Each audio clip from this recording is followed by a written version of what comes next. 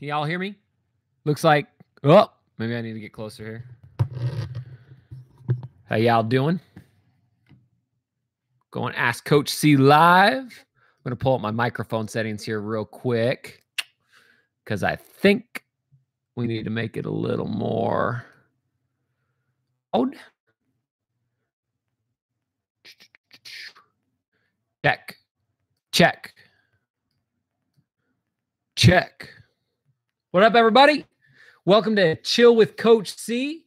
Kind of like our Ask Coach C series. Y'all in the comments, can you guys drop whether you can hear me or not? I'm not 100% sure my microphone is working. North Dakota. What up? What up? All right. You guys can hear me. Good stuff. All right. I was making sure that our guy was working here. Output volume. By that. Boom. Check. Love it. Looking better. All right. I'm going to start a little IG live here as well. Was good. Got a lot of people on here. This is my first time with the new kind of interface on YouTube's live chat, so hopefully I'm not going to mess it up too much. But hope y'all are doing pretty good. So yeah, in those comments, drop where you guys are at. I'm curious. I'm seeing some people, Wisconsin. Where else you guys from? What up, IG Live? Just popping on. So for everybody who's new here, right? I got live IG going. I got live Facebook going at the exact same time. Basically, this is just my kind of Chill with Coach C series. We're going to be doing a show hopefully once a week where it's mostly just time to kind of chill, hang out, ask questions, see what's up. And it just gives me a chance to kind of connect with you guys, see what sort of content you want to do or you want to see us make in the future. We got a lot of really cool stuff coming. So really, I just wanted a chance to kind of connect with you guys, see what was up. Couple things though. Number one, if you can, pop out of this chat, especially if you're in YouTube right now, and turn on the notification button, that little bell. Click that little bell. YouTube's been kind of messing with my videos and my distribution as far as subscribers being alerted. So if you want to make sure that you're catching our videos, turn on that little bell. And then that way we can make sure that you're getting all the content as soon as it comes out. So definitely going to want to do that. Number two, I decided I want to do something kind of cool on these live hangouts just to give you guys my hardcore, viewers that really don't miss videos. I want to give you like a special, huge discount on the training packages we offer. So in the link in the description to this video under YouTube, I'm actually going to give you a coupon code to get my Shot Mechanics Shooting Suite, which is my 4 best shooting programs all put together in one package for only $7 total. So normally the package is going to run, each program together is about $97. So it's going to be close to like $400 normally if you're going to buy it retail. So if you're interested, link in the description of the YouTube video here. You can get my shooting suite for only $7. Just $7. It's an insane discount. Literally, it's like months and months and months of training. So if you're interested and you want kind of that blueprint to getting a lights out shot, highly recommend that. But again, more power to you. If you like it, great. If not, no big deal. I know some people get mad when we sell training, but we got to keep the lights on somehow. But all right, I'm going to pop into the comments here, and I'm going to check out some stuff to answer. And, in your questions, try not to swear. If you swear, I probably am not going to read it on the air. So keep that in mind if you want to get your stuff answered. Let's see here.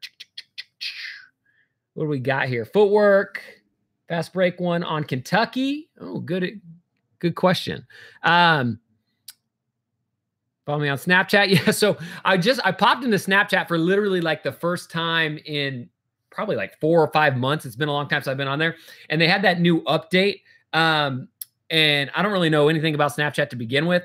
And then so I got in there with the new update and it was friggin' confusing. So hopefully I'm going to be trying to get into Snapchat more than I was before. So if you're on there, definitely add me. Shot Mechanics is the username. Check that out for sure. But other than that, I'll try to pop into Snapchat whenever I can. So add me. I might be in there. I might not. I got in there and was super confused earlier today. All right, let's see. I'm going to pop over to IG Live. Check out what's up over there. Again, people on IG Live, if you want that $7 shooting suite, the link's in bio with coupon code there.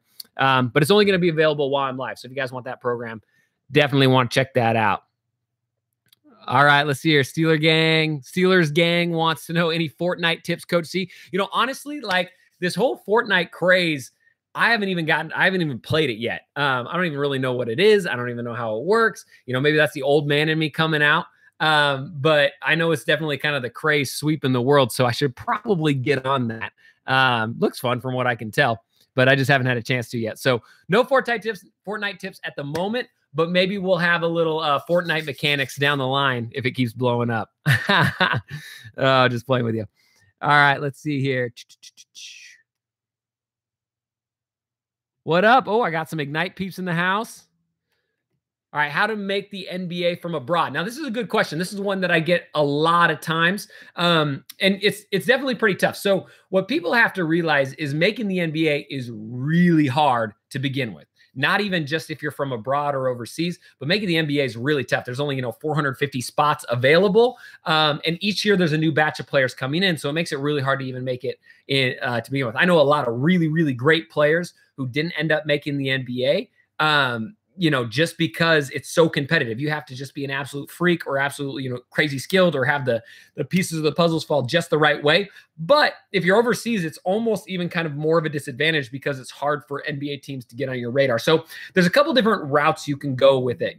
Number one, you can try to play in a higher league overseas somewhere and then hope that, you play your way up and then you can get, noticed by the NBA squads. Or another way that works for a lot of players is they actually end up coming to school in the United States, getting a college scholarship, and then making the jump to the NBA from there. So a great, kind of example of this is like Domantas Sabonis, who plays for the Indiana Pacers right now.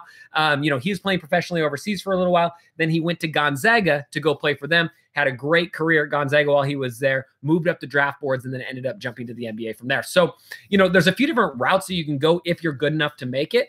It's just kind of a matter of what works best and what's the best opportunity. The NBA is kind of the be all end all when it comes to leagues. But what a lot of people don't realize is you can make a phenomenal career playing basketball overseas without actually playing in the NBA. So although, the NBA should be kind of like that top goal, if you can't get there, that doesn't mean that you can't have a really, really good career, somewhere else down the line. So keep that in mind when you're thinking about your basketball careers. It's not NBA or bust. Like, you can still make a lot of money. You can still play at a really, really high league elsewhere around the world and still have basketball be, your full-time job. So keep that in mind. Good question, though. All right, I'm going to jump over to YouTube on this one. All right. Dude, this new chat feature on YouTube is pretty dope. I dig it. Let's see here. All right, Trigger Trey wants to know how to get the proper chest angle when you shoot. Great question. Now, this is one thing that I think a lot of people don't really realize when it comes to shooting and shooting mechanics is your chest angle is one of the most important things when it comes to getting more power, more pop, and more fluidity in your shot. So one of the biggest issues that I see when it comes to shooting is players just don't get that chest angle. So I got my little handy dandy whiteboard here so I could draw some stuff up for you. So IG, I'm going to try to slide you around so you can see a little bit. So let's draw like a little stick figure here. Now, this is going to be kind of weird because it might be backwards, but anyways, let's give it a shot. So when somebody's shooting, most of the time, if we've gone to like a shooting clinic or a shooting camp, we see a lot of times players are taught to pretty much be straight up and down, and then their legs kind of come out like this and like this. So the chest angle is almost forward or up towards the basket, right? This is pretty tried and true. We've all kind of been to a clinic where we all sat like this. We think beef, balance, eyes, elbow, follow through. Our chest is up. But the problem is if your chest is up, that makes a chain reaction so that your hips aren't loaded, right? Your hips are kind of the secret power force when it comes to actually shooting the basketball, especially from range. And so what we can do is instead of having our chest at this angle, if instead we load our chest at this direction, so now maybe you're holding the ball kind of out here and your head's here, except for general or nose over toes, not really super to scale. But if your chest is pointed more towards the ground or about 3 or 4 feet in front of you, what that ends up doing is it actually loads your hips back here, and that's going to give you more spring, more power, more pop. So a lot of times if I jump in with a player and we get their chest angle facing down just a little bit right out of the gate, you could add 4, 5, 6, even like up to 10 feet of range on your shot just from having your chest straight up to loading it forward, right? Because we're using that power from our hips. It's a lot like, throwing a punch or swinging a baseball bat. If the power can come from their hips, it's going to be a lot, more powerful. So definitely keep that in mind. Chest angle, 3 to 4 feet to the ground in front of you, and that's going to help you power from your hips. Now, one big difference here is how you target with your head out of this. Now, this is kind of some next level stuff that I would say less than 1% of coaches really talk about. So what we want to think about that is if we're loading our chest further forward, right, it means that the basket's going to be further up in our skull with our eyes. So what a lot of young players do is, this is going to be super rough. I used to be an art teacher, but still I can't draw for nothing. If your head's right here and your eyes are in the middle of your head, whoop, right? If they're trying to find the rim, what a lot of players do, because your eyesight's going to be straight like this, what a lot of players do is to find the rim, which is up here, right, kind of higher, players tilt their head back while keeping their eyes in the center of their head. So to find the rim and find their target, they tilt their head back like this, keeping their eyes in the center. Now, what does that naturally do? Starts pulling your chest up, starts pulling your hips out of that power. So you can see where it's kind of a chain reaction. A lot of players target with their head back, pulls the chest up, pulls the hips out. They lose that power. They lose that pop. So one thing you can do that I always recommend is to try to target through your eyebrows is what we call it. So if I've got my head right here, right, instead of having my eyes looking straight forward, I'm going to roll my eyes up into the top of my head right here. So you can kind of pretend like this is an eyebrow. I'm going to have my eyes up in my head like that. So now instead of being straight this direction, now my eyes are going to be on target, but my head is going to stay steady through the plane of your body. Right? Now, this is really important because if I can target like this up through my eyes, now when my head stays steady, my chest can stay down, my hips stay loaded, I get that pop and power. If you really, really dive into it and you see, you know, Steph Curry, Kyrie Irving, Kevin Durant, pretty much like all the best shooters in the world, especially guys that are shorter, you know, kind of in that 6 foot and under range, most of them are really going to target up through their eyebrows, and that allows them to keep that chest angle and those hips loaded. So Trigger Trey, great question. That's one that I get all the time. So, you know, good stuff on that. I love it. All right, let me erase this bad boy real quick and I'll check out another one. Again, these drawings are going to be like super rough, but, you know, life goes on. All right, what else we got on here, peeps? How to play pick and roll perfectly. Good. I got some good videos on pick and roll. We'll probably get into that in a little while here. Oh, Ho Tan wants to know how to fix a flat shot. Great question.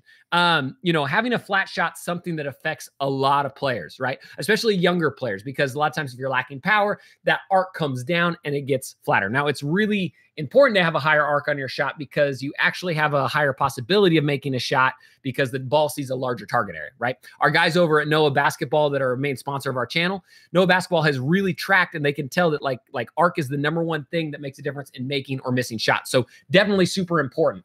Now, there's a few different ways to go about it, and it kind of depends on what's causing it.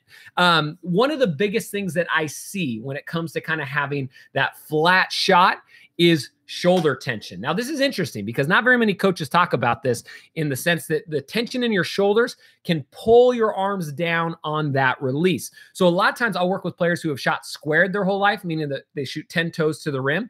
And because of that, body biomechanically, it pulls their shoulders down. So if you're having a hard time with shooting arc, the very first thing I would check is what direction are your feet pointed when you're shooting? Because the way your body's built and the way your muscles fit inside of your frame and your structure are, if my feet are pointed straight towards the basket, as I raise this up, these muscles start pulling right here on my shoulder, and that tension has to go somewhere. So there's a few options. #1, we can get a lower arc because it doesn't really let us pull it up, right? #2, we can maybe start to have a little bit of a chicken wing where our elbow starts to fly out, and that's where the tension can come from.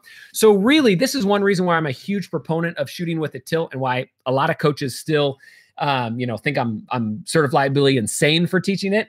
But one of the big reasons is because of arc optimization, right? What we do at the feet a lot of times translates through your body and into the basketball. So if we can tilt our feet just slightly, a lot of times alleviates that shoulder tension, allows that arc to come up higher than it would other times. You know, I've seen coaches and trainers working with players and they constantly say, you know, get your arc up, get your arc up, get your arc up. And they keep saying it over and over and over and over again. But the problem is they want them to shoot squared to the basket. And so their muscles just aren't allowing them to get their arc up in general. So it's one of those kind of chicken or the egg situations where it's really hard to get arc if you're going to shoot towards the basket square, because that's just kind of how your body's built with your muscles and all your body biomechanics. So definitely #1 for arc, start with the feet and then move your way up. After that, you know, a simple, you know, kind of thing that I like to think about is elbow above the eye. So when you release, you want your elbow line at least above your eye line. If you get it up that high, generally you're going to have a pretty good arc. But hey, great question. I love it. That's one that we get asked quite a bit.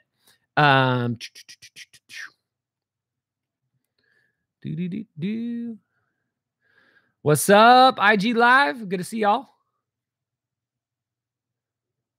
Oh, good question. All right, so Harrison Hayes 41 wants to know, how do you guard a good offensive player? That's a good question. Now, the channel is not called Defensive Mechanics, and I will be the first to admit that I'm not the best defender on the planet. It's not something that I'm like super excited about, but you definitely need to be a decent defender to be able to see time on the court and to be able to kind of maximize your game. So definitely some good questions. Now, when it comes to shutting down an offensive player, kind of the main thing that I like to try to do, or like I like to try to teach my players to do, is don't give the offensive player what they like best.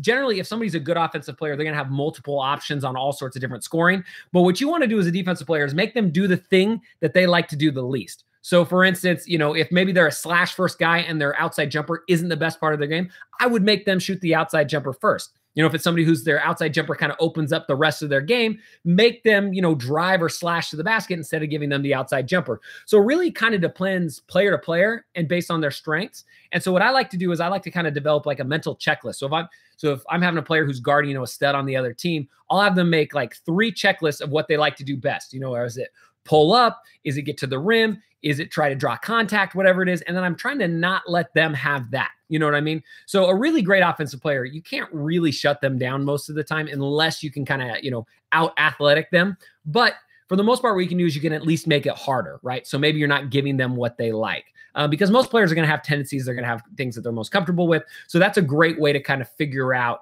how you can try to shut somebody down. Good question, though. I like that.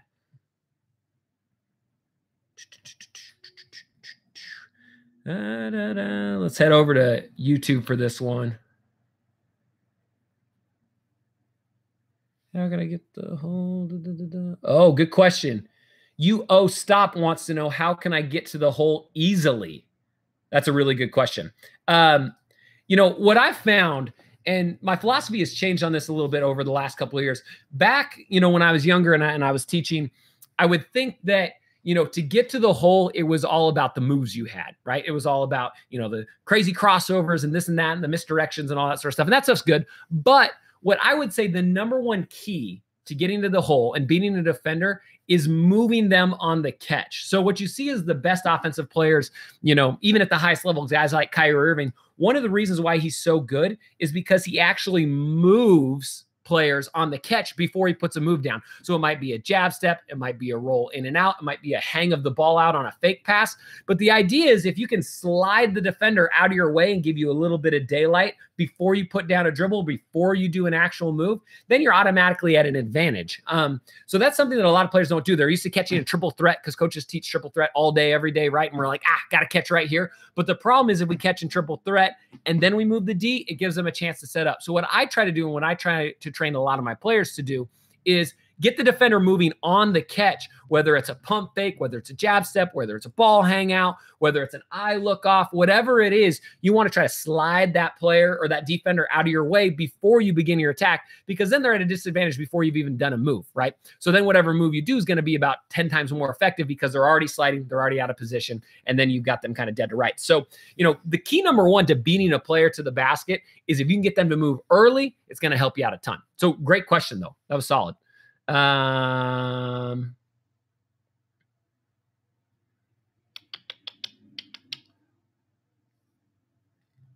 Herb, what's up? I see Herb Welling over here, the OG on YouTube Live.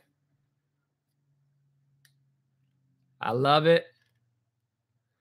All right, I get this question a lot. Why aren't you in the NBA, Coach? Now, really, what comes down to it, the NBA is super, super hyper competitive. I am well past my prime. And in my prime, I had some injuries kind of leading up to it. And then number two, just physically, I wasn't quite where you needed to be to play at that high level professionally. When I was growing up, no matter how much I lifted, no matter how much I ate, no matter what I did, I stayed at 175 pounds. So to be in the NBA at my size, you've got to be lightning fast, you got to have insane skills, and you've got to be really, really strong. So even shorter guys like, let's say, Yogi Ferrell with the Dallas Mavericks, because he's a shorter player, he is insanely strong. If you look at that dude, he's absolutely stacked. So ultimately for me, what I found was my downfall in my career and kind of ended the peak was that I just couldn't put on that muscle mass. And so, offensively, I could play with almost anybody. That wasn't that much of that much of a deal. But on defense, I just wasn't big enough to be able to keep guys out of the paint, to be able to stop them. I might be able to get them miss one shot, but they could get their offensive rebound and put it back. So, ultimately for me, what it probably came down to that really limited my ceiling was that strength. And then, mix that with my natural genetics. I'm not really like an explosive type of person or player. As you can probably see from the videos, I'm not banging out on people getting up there. So really my genetics are more like long distance running. Like I probably should be a marathon runner rather than a basketball player. But that's what happens when you love the game so much, is you make lemonade when life gives you lemons. But good question. I get that a lot, from a skill perspective, I've got skills and that's great, but from an athletic perspective, not quite that top tier where I needed to be, right? Good question though. I like it. And one thing that drives me nuts is a lot of like trainer guys and coaches out there kind of act as if they could be in the NBA or they are in the NBA or whatever it is.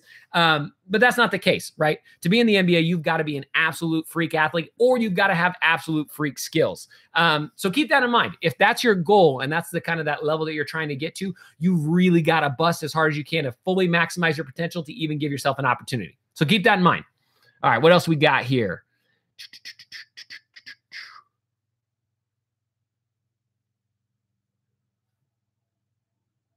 All right, so John Jacob says, I currently average 39.6 points per game for IMG Academy. How do I increase my scoring average? If that's true, kudos to you, brother. 39 is pretty good.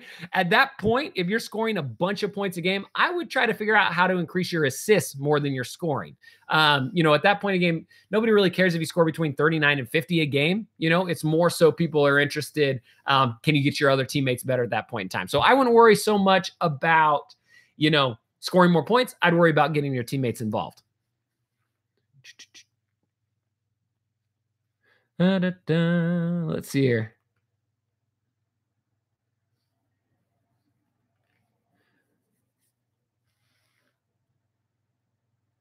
Good question. Good question. All right. So this is a question that I get a lot. And if you've been around shot mechanics for a while, you probably have heard this before, but it's one of the best ways to deal with kind of nerves and getting into the game. So one thing that happens to players a lot of times is A, they get nervous, or B, they just kind of do what I call float in the game, meaning they just kind of take possessions here and there and they just kind of play how it comes to them. So this is one of the fastest ways that you can increase your scoring average and be more aggressive on the court. And I call it mini goals. Mini goals. Basically, what you want to do as a player is you want to try to set mini goals throughout the game that are going to help you be more aggressive. And then because of that, you're going to be probably less nervous. So, mini goals aren't like score 4 points a quarter or whatever. What I try to do with mini goals is I try to have them be specific actions. So like a mini goal might be, I want to shoot 3 3-pointers a half. That means you're going to get 6 attempts up a game if you hit your goals in both halves. Or I might make, if you're trying to slash and get to the rim, try to, draw more fouls. A mini goal might be, I'm going to get 2 feet inside of the paint 4 times every quarter, right? That doesn't necessarily mean that you're going to score every single time you get in there or that you're even going to shoot every time you get in there. But if you set mini goals for yourself, it makes it really easy to make sure that you're actively trying to be aggressive and actively trying to get to, what you want to do. So I have had players that have gone from averaging like 4 to 6 points a game. Skilled players, great skills, in workouts, they're hitting shots, they're doing everything they need to do, but in games, they just can't really get into it and get those looks. And so just by adding mini goals, I've had players go from like 4 to 6 points a game to 15 to 18 points a game. I had a player that I just worked with this last spring who had a really kind of tough stretch of games, or I guess I worked with him right towards the end of the season here. So he had a really tough stretch of games at the start of the season. I worked with him. We gave him some mini goals. And then he went from averaging like, I think 6 points a game to then their last 6 or 7 games of the season after I worked with him, he averaged, I think 19.5 points a game. Literally same player, same skill. It wasn't like we did something magical with his jump shot. Just by installing mini goals and a few scoring situations and opportunity, he kind of skyrocketed his scoring ability. So think about your mini goals. What can you use to be more effective on the basketball court, and then break them down into kind of, bite-sized chunks that you can get per quarter, per half, that sort of thing. Whether it's I'm going to shoot 3 threes a half, or I'm going to, try to get to the foul line twice a quarter, or whatever it is, that will make you more aggressive and the game will open up to you. So mini goals, literally, it's like the hidden secret to scoring more points and also kind of eliminating those nerves. Because if you've got mini goals in your mind, a lot of times the nerves go right out the window because you're thinking about the goals that you're trying to get inside of the game and not necessarily, feeling tensed up or kind of nervous. So good question on that. I like that. The nerves one is something I get asked all the time.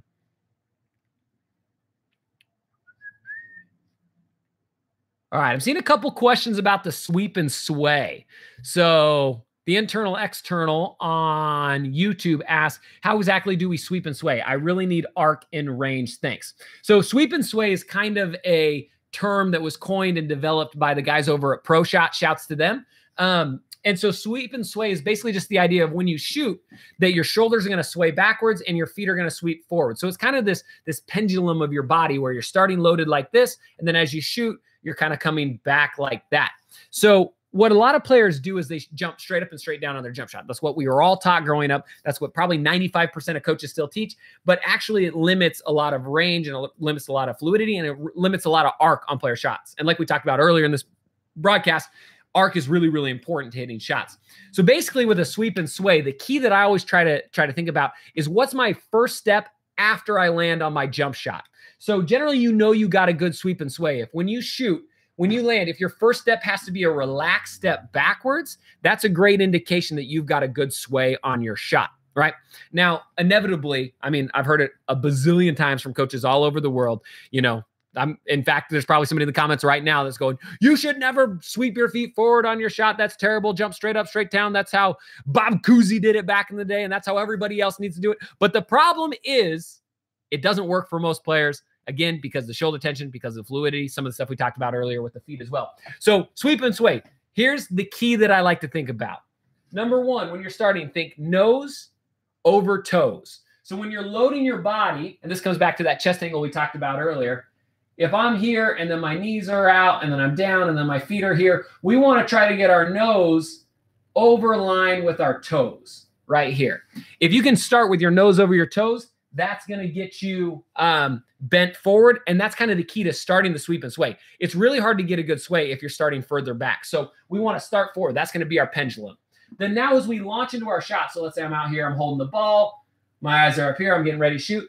As we're launching our up force and we're extending our hips, our knees, and our ankles all together, as we do that, we want to be straight up and down by the time we're shooting the ball. So when the ball reaches your set point, your shoulders are swaying back.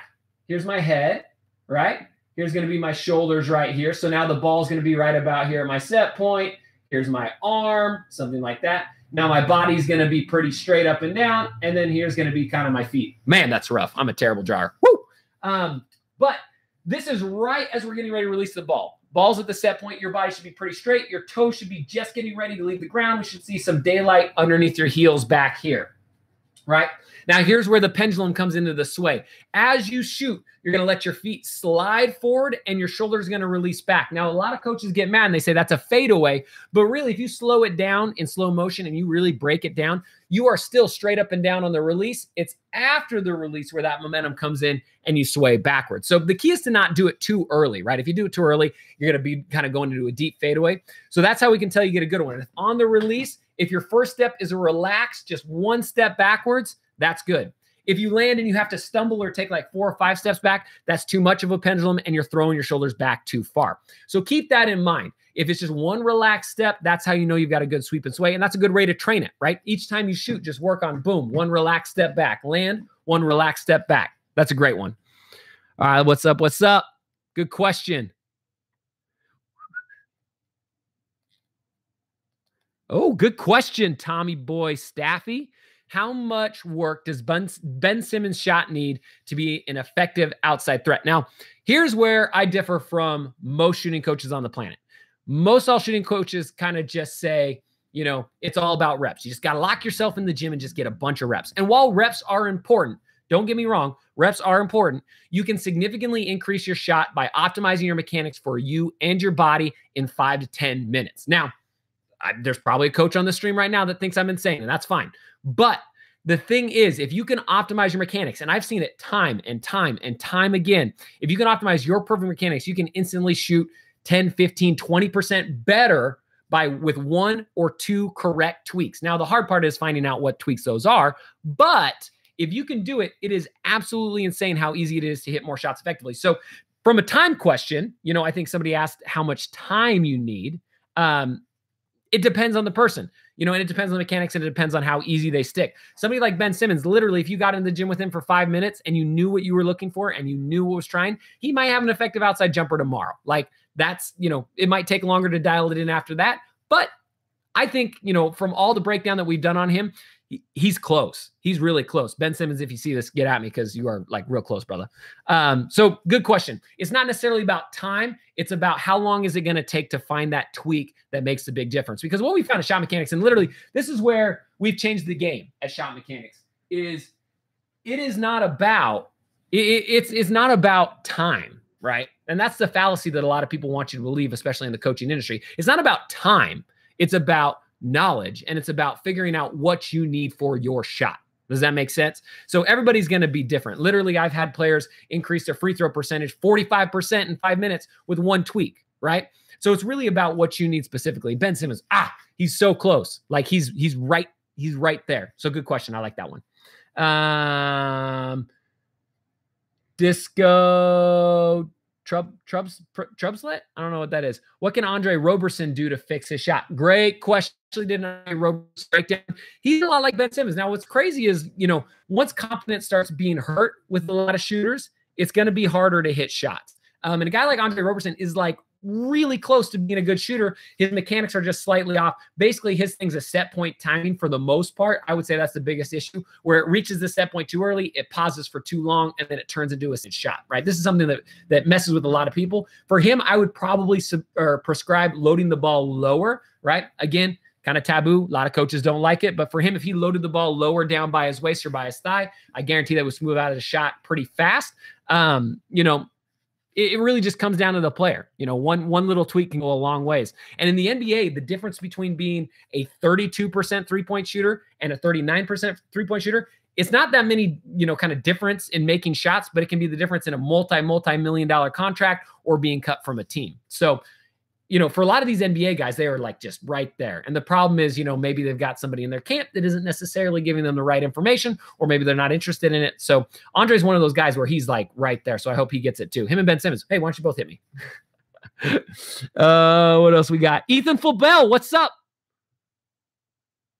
On IG Live.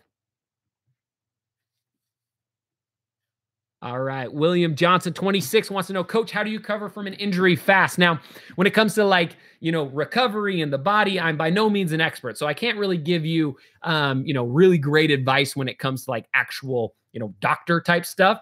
The one thing that I can kind of preach is that I see this happen again, over and over again from players is they try to come back too early, right? They have an injury, maybe it's midseason, maybe it's out of season, and they feel like they really just have to get back out there and they need to do as much as they possibly can.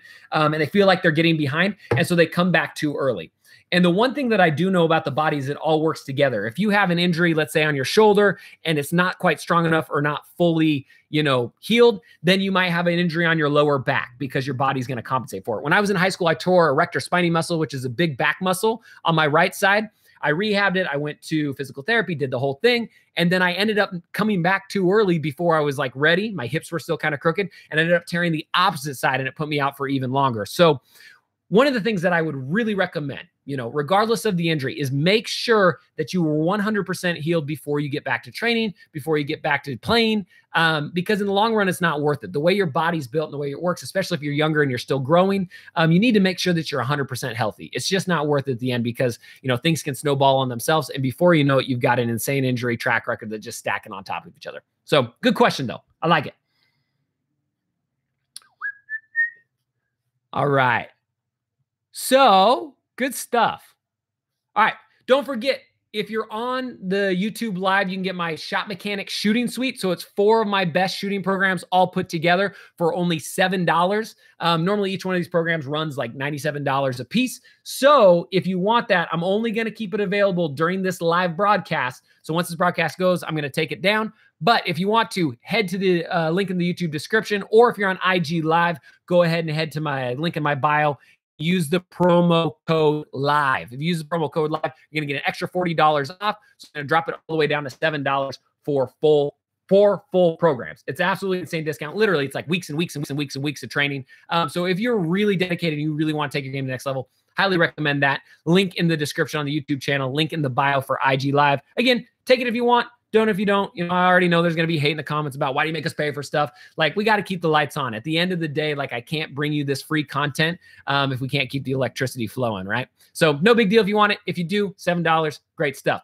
So as we're moving on to kind of the last little bit of kind of this live chill hangout, number one, in the comments on both, let me know, do you like this sort of thing? Because if so, I'm going to probably do this more often. I might do it once or twice a week. I really like interacting with you guys, seeing what's up. And, you know, hopefully probably, you know, kind of feature you guys more often on the channel. Right now, we've been going for about 35 minutes, which is pretty solid. I was kind of hoping to do about 35 to 45, somewhere in there. So far looking pretty good. Yeah, keep doing it. Like it. Love it. Need drills for shooting. Perfect. Love you. You guys are killer. You guys are killer. So let's finish with a little discussion here. Here's what I want to know. In the comments, who do you think is going to be the #1 draft pick in this year's NBA draft? And why are they doing it? Or why should they be the #1 pick, right? So I want you to say who you think should be the #1 draft pick and why they should be. Just because I'm really interested. This is a super, super interesting draft that we got coming up, where there's a lot of different types of players. There's a lot of possible star potential. And there's a lot of guys that might get slept on that could end up being the best player in the draft, right? I think about like a guy like Donovan Mitchell, right, who was kind of slept on. But when I watched him at Summer League last summer, by far, I thought he was the best player I saw at all of Summer League. The dude was an absolute monster. And so I could tell at Summer League, I was like, man, this guy's probably going to have a pretty good rookie year. So I'd like to know who you guys got, right? You got Marvin Bagley all around. Luka, yep, Marvin Bagley. Okay, I'm seeing a lot of Marvin Bagley. Trae Young, IQ. I really like Trae Young. Trae Young's got a solid game. LaMelo, I don't even think he's eligible this next year. Mamba, unstoppable post. That's true. Ayton, I like that pick. Triple B's. I've seen people throwing up the BBBs. Trae Young, because he can shoot the ball. Yeah, the thing about Trae Young that I love is that his ability to stretch the defense is something that is at an absolute premium in the NBA. He can come directly in and make an impact. You know, and some people might kind of hate on the defense and that sort of stuff, but really in the league, playing point guard defense is hard pretty much against anybody. So I'm not super worried about that. Who else we got? Grayson Allen, Keaton James, LiAngelo, because he's really good. Maryland center, Jaren Jackson, LeBron, Zion. Dude, Zion's about to go off this year. He's an absolute freak. What's crazy about Zion is the way I know that like college coaches and nutritionists and weightlifting programs go, like I wouldn't doubt if Zion dropped probably about 20 pounds, put on another 10 pounds of muscle, and probably gain about 4 inches of vertical leap. So that's pretty scary. Like if Zion Williamson leans up and then puts on another like 10 pounds of muscle, oh my gosh, like it's unbelievable. So it's just a matter of what that jump shot looks like, right, Zion? That's where it all begins and ends. Cool. So Fox, me, Doc, Luka, Kevin Snake Durant, LiAngelo, he'll lead the league in steals. Got him. Fox. Yeah, so one thing that's cool is behind the scenes, I've been working with some really high-level NCAA guys, possibly lottery picks, but the way it kind of goes is I'm not really allowed to divulge who I'm working with and when, but you'll probably know further on down the line here. So hopefully, you know, we're kind of building a group of guys that are going to be pretty elite at the next level. So, you know, stay tuned to that, and hopefully one of those guys goes #1, because that would be sweet. Speak of the devil. Let's see here. All right. I love it. What time we got? 38 minutes left. Paul. I see. You want to know what? I'm pretty surprised. I'm seeing a lot of LiAngelo love in the comments right now. A lot of LiAngelo love, which I didn't really see coming, but the dude's been balling out. I tell you what, like people are all like, it's Lithuania. Like that league sucks. Like there's some legitimate ball players in that league. And to go play against grown men like that, if you're getting some results, something good's happening. Aiden Bagley, Young, Mamba. What's wild about this draft class is there are a lot of really good dudes that are like just crazy lengthy and springy. It's interesting to look at how the league's kind of changed at what they look for. You know, it used to kind of be a lot of, you know, if you're looking for big dudes, they're big bruiser, stronger dudes. But now you're looking at a lot of like the Bagleys, the Mambas, the Aidens, these guys that are really long, can guard multiple positions. Basketball is definitely changing. So make sure that your game's changing with it. And if you can't shoot, that's going to be pretty tough. So that's why you're probably watching Shot Mechanics. Will Chamberlain. What up, Will? Will the GOAT. Do I like Tatum? I do like Tatum. Let's see here. Poster King wants to know, do I like Tatum? I do like Tatum. I like Tatum a lot. His shot is a great example of how not everybody's going to fit in the same cookie cutter form, right? You know, if somebody would have tried to change Jason Tatum's shot, you know, 2 years ago because it didn't look perfect or look like the norm, who knows where his game would be at right now. You know, earlier in the year, I don't know if he's still there, but earlier in the year, he was leading the NBA in 3-point percentage. You know, and he's got kind of this weird, it's kind of like a reverse tidal wave where it like whips through his body and comes up. But hey, if it works for him, more power to him. You know, my whole key when it comes to shooting is if it ain't broke, don't fix it. All right. That's the cardinal rule that a lot of shooting coaches will mess up. If it ain't broke, don't fix it. What else you guys got in here? Fix Zion's. Yo, somebody tag me in Zion.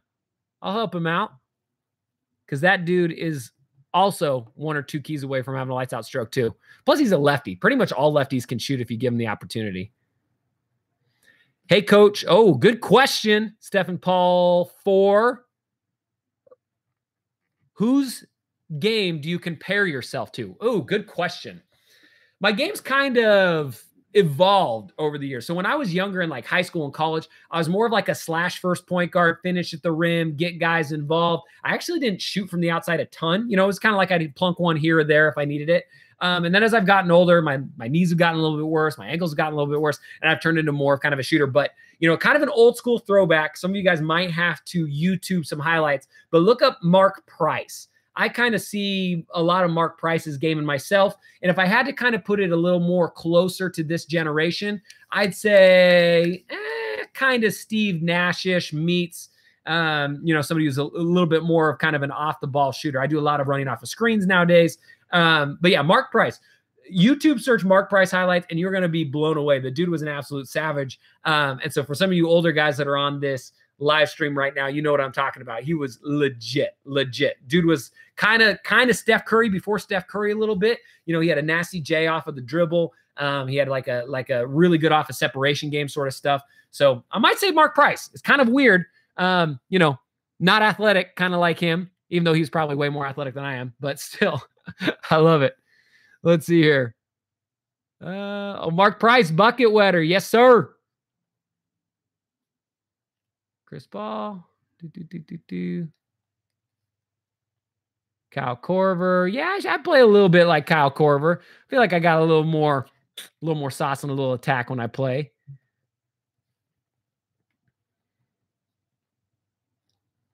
All right, let's see here. Got a question from Eli who says, who's your favorite NBA player right now? Favorite NBA player right now, I probably have to bandwagon and say Steph. You know, Curry, like the way Curry plays has just kind of changed the game. And as a shooting coach, it's really hard not to like super appreciate what he's done. So if I had to pick, I'd probably say Curry, but I really just appreciate like overall skilled players who make the most of what they got. So really like James Harden's game. You know, Klay Thompson's one of my favorites too. We went to the same college. So that's kind of a nice little, you know, thing where I'm always rooting for Klay. But, you know, for the most part, I'd probably go with Steph. Kyle Kuzma, MVP 2020. Dude, I love Kuz. Kuz has a game. He's got a ratchet on that J. Looks good.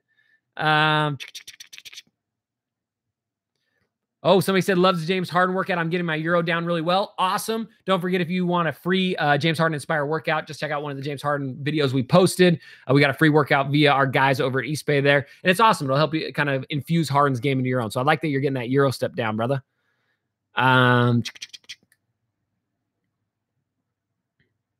Let's see here. How tall are you? So I'm about 6 foot on the nose. If you count my bangs right here, I'm probably about 6'1", but overall about 6 foot on the nose.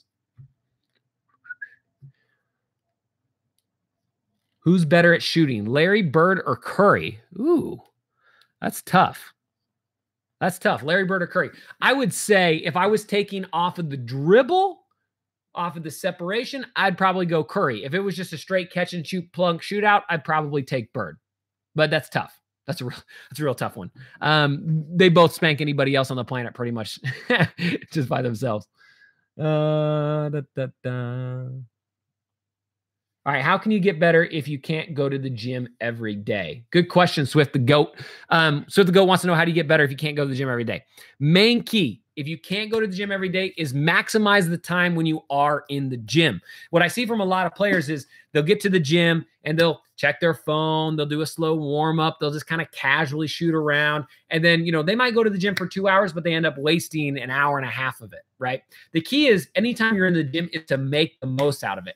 What I highly recommend is having a specific plan in place. Like, I'm going to do this drill with this number of shots. I'm going to do this drill with this number of shots. That way it keeps you on track and it keeps you on pace to make sure that you're getting good stuff and good results. So casual shooting is the number one thing that will kill your game, because A, it's not game speed. B, you don't really have that plan in place. And that's why something like my shooting suite is so great, because it actually gives you structured workouts that you can get better at. So again, if you're new to the live here, for the next few minutes only until I shut this live stream off, you can get my Shot Mechanics Shooting Suite, which consists of 4 shooting programs, one for mechanics, one for muscle memory, one for game speed, and one for targeting and eye reaction. So you can get that for only $7 right now. Normally, if you buy them individually, it probably costs about $400 total. So this is like mega discount only for when I'm on live, just as kind of a solid to you guys. So check the link in the description of the YouTube video, or if you're on IG Live, link in bio right now. It's going to be up for a few more minutes. Then after that, I got to bounce it. Let's see here. Favorite NBA team. All right, so who's my favorite NBA team? My favorite NBA team is actually the Sacramento Kings. It's brutal. I was a Kings fan growing up. I love those Bibby teams with like C-Webb and Peja Stojakovic and all those dudes. So unfortunately, I'm a huge Kings fan. I'm not a bandwagoner. I stayed Kings fan. I feel really good about Bogdanovich. I feel really good about De'Aaron Fox. I feel good about some of the young core that they've got. So feeling hopeful. Come on, Vlad. Vladdy's got to make some good moves, though. You got it, Vladdy.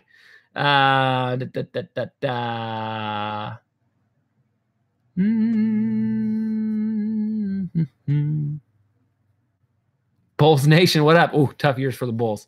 Yikes.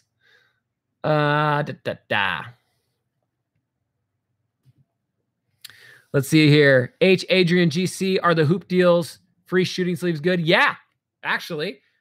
I've got my shooting sleeve from Hoop Deals here. It actually just came in the mail. For those of you who don't know, we work with a company called Hoop Deals.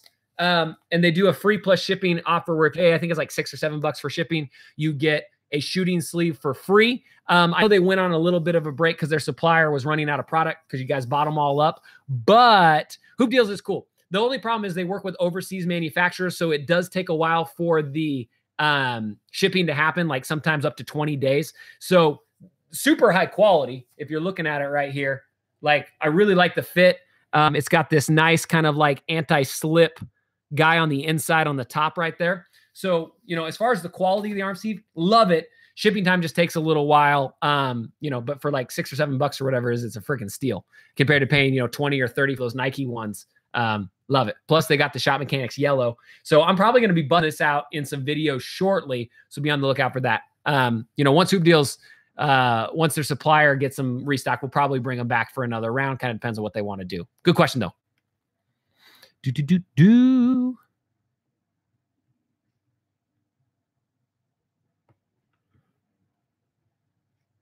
All right, who has the Mamba mentality in the NBA right now? That's a good question. Killer instinct in the NBA right now. The easy answer would be Russ Westbrook, and I think he's close, but maybe not quite. I'd say, I guess Westbrook. He's probably the closest if I had to guess.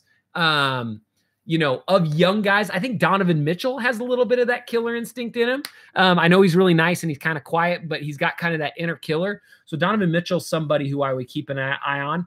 And then after that, I kind of like Damian Lillard too. That dude has a set of cojones on him, and he is not afraid to take big shots. He's not afraid to go up and dunk on somebody. Damian Lillard might be kind of as far as established guys is kind of a pick I like. Now that I say it, it's kind of weird out there, but I like it. What up, Jay Rivera? All right. Why is Katie such a snake? I must know. That's a good question. I don't think Katie's a snake. Now this is different. I'm a little bit older. I have a little bit more experience under my belt. But the Katie situation that was interesting to me, and y'all might hate on me for it, and that's fine, whatever, is that basketball is made to be like fun. Like that's the point of it. Like we all play basketball here. And if it's not fun, like none of us really like playing it. And there was a lot of guys who were giving KD a ton of flack when he joined the Warriors. And granted, if I was him, I wouldn't have done it. But what I can get is I can kind of see like how many dudes at the local 24-hour fitness stack their team so they can run every single game, right? There's very rarely a dude who's like, I'm not going to run on the best team at the YMCA because I want to beat the best team at the YMCA. That's just not the way life works. Like people like winning, people like playing and having fun. So I can wrap my mind around why Katie did it. And I don't think that necessarily makes him a snake. You know what I mean? I think it's kind of, it's kind of hip and a lot of people like to give him flack for it, but I get why he gets heat and pressure for it, but I also understand why he did it at the end of the day.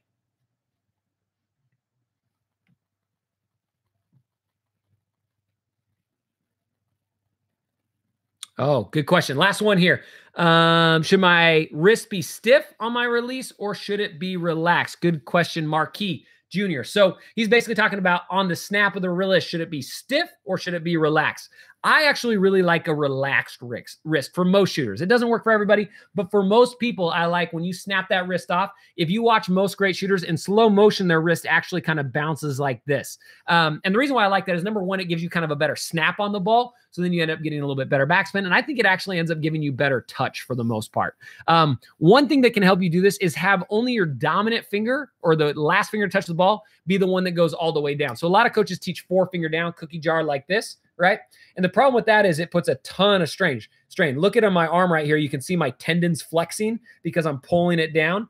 So if you watch a lot of the best shooters, if they're like a middle finger shooter, when they release, their middle finger will be down and their other fingers will be up more like this. It's more kind of relaxed like this. And that allows for a little more flop than if I try to put all 4 down. So whether you're an index finger release shooter, middle finger, or split where you're using 2, if you can have just those 2 or 1 fingers down on your release, a lot of times that helps get that kind of natural bounce into your shot. So check that out. That'll probably help.